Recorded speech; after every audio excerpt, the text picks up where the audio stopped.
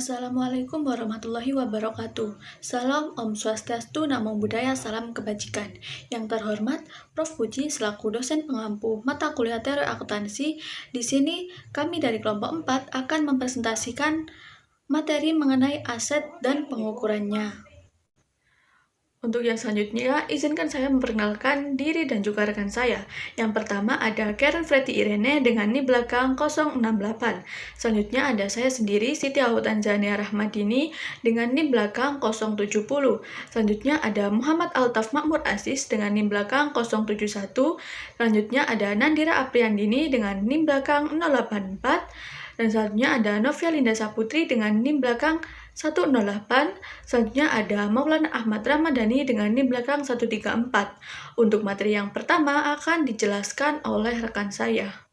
Ya, baik teman-teman semuanya, kita untuk materi yang pertama terkait perspektif penelitian dalam akuntansi.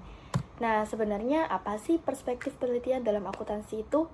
Nah, jadi teman-teman, berdasarkan beberapa sumber yang telah saya rangkum, perspektif penelitian akuntansi itu merupakan sebuah cara pandang seorang peneliti terhadap suatu fakta-fakta yang terjadi dan bagaimana sih seorang peneliti tersebut dapat memahami terkait fenomena yang terjadi. Nah, sehingga dengan adanya fakta-fakta atau fenomena baru yang terjadi, kemudian seorang peneliti melakukan pemahaman dan juga mempelajari fakta-fakta tersebut, maka akan dapat menghasilkan standarisasi ataupun juga kebijakan akuntansi yang baru untuk menyesuaikan fakta-fakta yang baru terjadi. Nah, sehingga dengan demikian, standarisasi ataupun kebijakan akuntansi itu bisa terbarui dengan adanya beberapa fenomena baru yang melalui kehidupan nyata itu memerlukan suatu penyesuaian. Oke, kita beralih ke slide yang berikutnya. Nah, teman-teman, di dalam perspektif penelitian akuntansi itu bagaimana sih ilmu akuntansi dapat diperoleh? Di dalam ilmu akuntansi itu dapat diperoleh melalui beberapa tahap. Jadi, penelitian dalam akuntansi itu dapat diperoleh melalui perspektif yang dimiliki oleh seorang peneliti. Nah, ini untuk menghasilkan sebuah pemahaman baru ataupun ilmu baru yang nantinya dengan adanya pemahaman dan juga ilmu baru yang digunakan untuk menyusun kebijakan ataupun standarisasi akuntansi yang terbaru itu diperlukan 3 tahap, teman-teman. Nah, untuk tahap yang pertama yaitu terkait dengan pengamatan dan juga pemikiran. Nah, pada tahap pertama ini, teman-teman, seorang peneliti mengamati dan juga memikirkan suatu peristiwa yang baru saja terjadi untuk menghasilkan pemikiran baru ataupun ilmu baru yang dikuasai. Nah, sehingga dengan adanya pemahaman atau penghasilan pengetahuan ilmu baru, dengan demikian itulah yang akan menjadi dasar seorang peneliti dapat menghasilkan atau meneliti suatu kebijakan atau standarisasi yang baru dengan menyesuaikan melalui fenomena yang baru saja terjadi. Oke, kita beralih ke tahap yang kedua. Pada tahap kedua, kita berfokus pada pengujian dan juga percobaan. Melalui pengamatan pada tahap kedua, pengamatan dan juga pemikiran yang berujung pada mulainya pembuatan teori abstrak yang nantinya melalui pemikiran ataupun pengamatan tersebut akan dilakukan tahap pengujian atau percobaan. Kita beralih ke tahap yang ketiga atau yang terakhir, melalui pengujian dan percobaan yang dilakukan dengan praktik, pada akhirnya itu dapat menghasilkan suatu proses nyata yang dilakukan berdasarkan informasi, ilmu pengetahuan, dan juga kebijakan baru. Dengan demikian, melalui perspektif seorang peneliti itu dapat menghasilkan praktik nyata yang didasarkan pada ilmu pengetahuan dan juga kebijakan melalui tahap ke-1 dan juga kedua, sehingga dapat menghasilkan standarisasi ataupun kebijakan akuntansi yang baru. Perspektif metodologi akuntansi, ideologi vs nomoteis. Dalam dunia akuntansi, metodologi yang digunakan untuk mengukur dan menentukan perspektif sangat penting. Ada 2 pendekatan besar dalam mengukur dan menentukan metodologi akuntansi, yaitu ideologi dan nomoteis.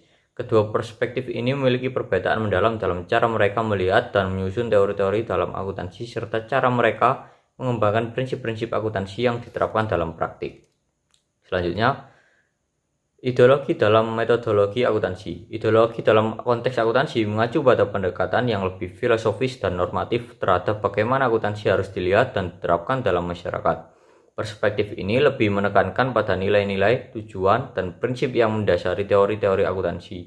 Sebagai contoh, pendekatan ideologi cenderung mempertanyakan tujuan dasar akuntansi seperti apakah akuntansi harus lebih berfokus pada penyajian informasi yang relevan untuk pemangku kepentingan, atau lebih pada kepatuhan terhadap standar yang ada. Selanjutnya, prinsip dalam ideologi akuntansi. Yang pertama, normatif. Pendekatan ideologi berfokus pada bagaimana akuntansi seharusnya diterapkan. Prinsip yang kedua, filosofis. Ideologi lebih berbicara tentang dasar-dasar moral dan etika yang mendasari prinsip-prinsip akuntansi. Baik, untuk materi selanjutnya adalah prinsip dalam nomotesis akuntansi.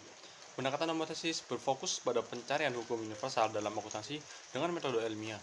Beberapa karakteristik dari pendekatan ini adalah positivisme dan empiris, yaitu akuntansi dianggap sebagai ilmu yang mengikuti prinsip-prinsip ilmiah dengan analisis berbasis data kuantitatif. Yang kedua, objektif informasi, yaitu informasi akuntansi harus bebas dari bias dan dapat diuji secara empiris, berusaha menemukan pola atau generalitas dalam pengukuran. Yang ketiga, yang terakhir, penggunaan metode ilmiah, yaitu pendekatan ini mendorong penggunaan metode yang sistematis untuk mengukur dan menganalisis data keuangan, sehingga hasilnya diharapkan lebih akurat dan dapat diandalkan. Untuk materi selanjutnya akan dijelaskan oleh rekan saya. Untuk materi yang selanjutnya yaitu mengenai perspektif ilmu akuntansi.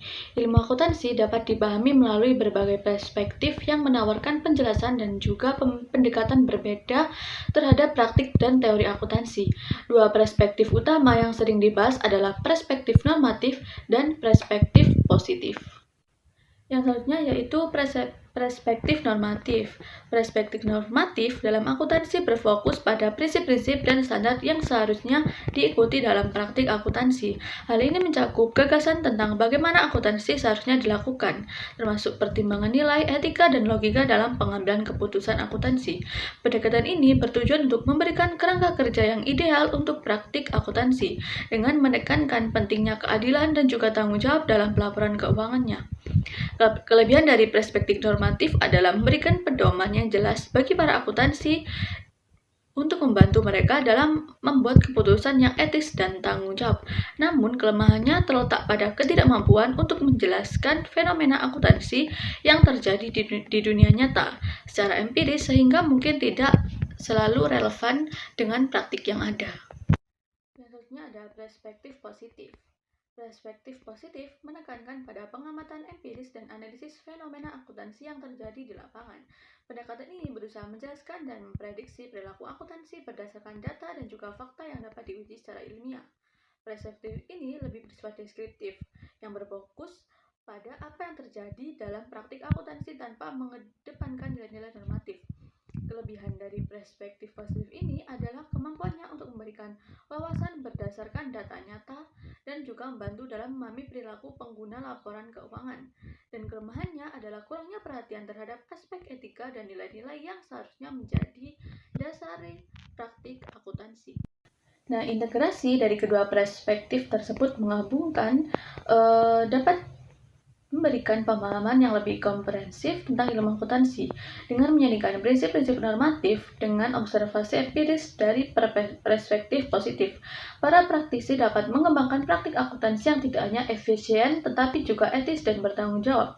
Dalam konteks pengembangan ilmu akuntansi, penting untuk mempertimbangkan berbagai paradigma penelitian seperti paradigma interpretif, kritis, dan konstruktif, yang juga menawarkan cara pandang berbeda terhadap bagaimana ilmu akuntansi dapat dikembangkan dan juga diterapkan. Secara keseluruhan, pemahaman mengenai perspektif normatif dan positif dalam ilmu akuntansi sangat penting untuk menciptakan praktik akuntansi yang tidak hanya memenuhi standar teknis tetapi juga mempertimbangkan nilai-nilai sosial dan juga etika. Dan di sini saya akan menjelaskan tentang perolehan ilmu akuntansi. Kita memperoleh ilmu pengetahuan dari pengalaman yang kita alami. Keunikan suatu peristiwa atau fenomena itu mendorong kita untuk mengamati, berpikir, dan membentuk hipotesis. Nah, hipotesis ini kemudian diuji untuk memahami dampaknya dalam situasi lain, sehingga pengetahuan kita semakin berkembang. Dalam akuntansi, proses ini dimulai dari fakta yang kita amati, kemudian berkembang menjadi hipotesis, teori, hingga hukum umum. Nah, pengetahuan dibagi menjadi tiga jenis. Yang pertama ada pengetahuan faktual atau knowledge depth. Ini informasi tentang suatu fakta. Yang kedua ada pengetahuan berdasarkan pengalaman atau knowledge of. Ini diperoleh melalui interaksi langsung. Dan yang terakhir yaitu pengetahuan keterampilan atau knowledge how. Ini kemampuan untuk melakukan sesuatu. Slide selanjutnya yaitu klasifikasi peneliti akuntan. Ilmu pengetahuan yang beragam membuat perlunya klasifikasi bagi para ilmuwan, termasuk peneliti akuntansi. Salah satu cara mengklasifikasikan peneliti adalah dengan tipologi yang dikembangkan oleh Mistov dan Kilman yang dibagi peneliti menjadi 4 jenis. Yang pertama ada ilmuwan abstrak atau AS. Ini mengutamakan logika, metode ilmiah, dan mengakuratkan dalam penelitian. Yang kedua ada teoretikus konseptual atau CT. Ini berfokus pada pengembangan teori dan berbagai kemungkinan menjelaskan tanpa penguji langsung. Dan yang ketiga ada humanis khusus atau PH. Ini menekankan pada keunikan individu dan pengalaman manusia daripada teori abstrak. Dan yang terakhir yaitu humanis konseptual atau CH. Ini berorientasi pada kesejahteraan manusia dan menggunakan intuisi dalam penelitian. Baik, untuk materi selanjutnya kita akan membahas mengenai fondasi intelektual dalam akuntansi. Apa sih fondasi intelektual dalam akuntansi itu? Jadi, fondasi intelektual dalam akuntansi itu merupakan landasan utama yang membentuk teori, praktik, dan perkembangan akuntansi sebagai disiplin ilmu.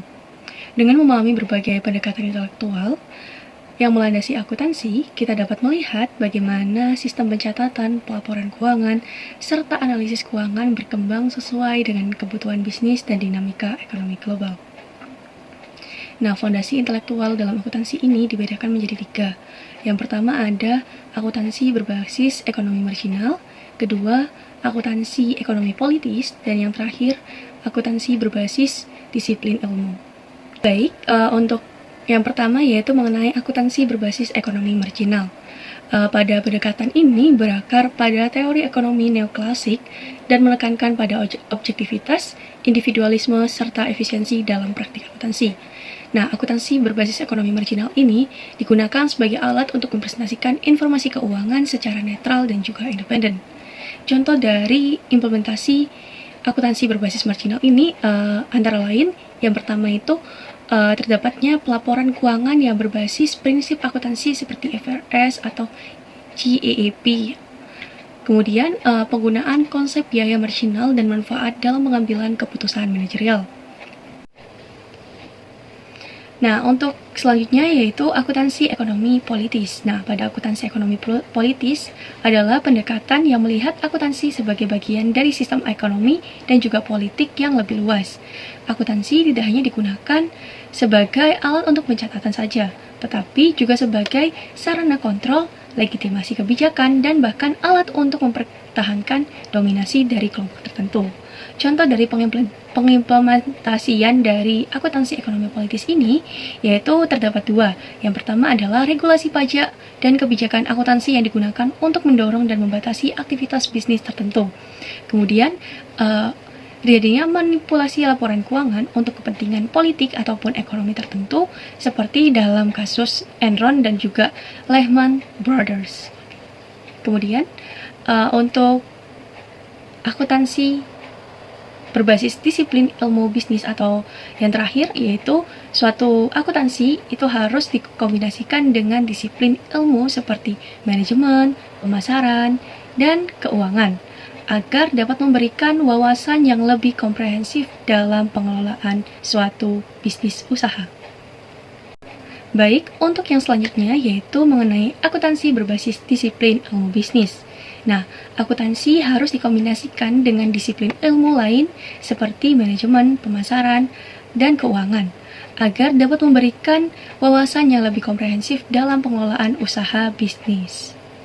Nah, contoh dari akuntansi berbasis disiplin ilmu bisnis ini yaitu seperti penggunaan akuntansi manajerial dalam perencanaan strategis dan juga pengambilan keputusan suatu perusahaan, kemudian penerapan akuntansi biaya untuk mendukung efisiensi produksi dan bridging strategi dalam bisnis. Jadi, kesimpulan dari akuntansi fondasi intelektual dalam akuntansi, yaitu mencakup berbagai perspektif yang membentuk cara akuntansi dipraktikkan dan juga diteliti. Pendekatan ekonomi marginal menekankan objektivitas dan efisiensi, sementara pendekatan ekonomi politis melihat akuntansi sebagai alat kontrol dan juga legitimasi. Sedangkan pada akuntansi disiplin ilmu, menyatakan bahwa akuntansi harus dikombinasikan agar dapat memberikan wawasan yang komprehensif. Dengan memahami fondasi intelektual ini, kita dapat lebih memahami bagaimana akuntansi berperan dalam berbagai aspek kehidupan ekonomi dan juga bisnis. Baik, sekian itulah presentasi dari kelompok kami.